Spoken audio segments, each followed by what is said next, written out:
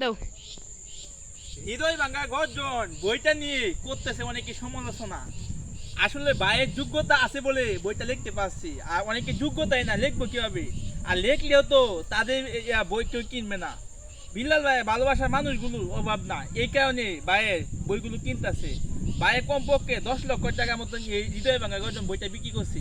আপনারা কেউ কি কোনো সময় 10 লক্ষ টাকা বই বিক্রি করতে পারছেন জানেন?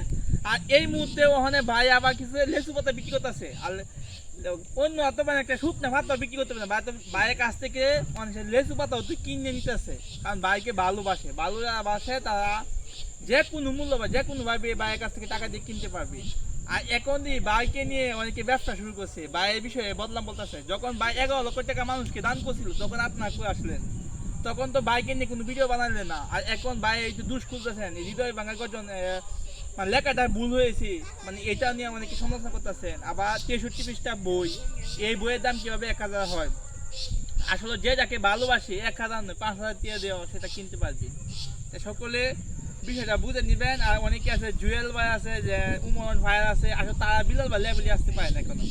বিলাল ভাই লেভেলে আসতে চাইলে অনেক সময় লাগবে, কারণ তাদেরকে দেখেন দর্শকরা কেমন সময় দিছে, আর বিলাল ভাই পিছনে তার দর্শকরা কেমন ভালোবাসা দিছে, চেক করে নেন।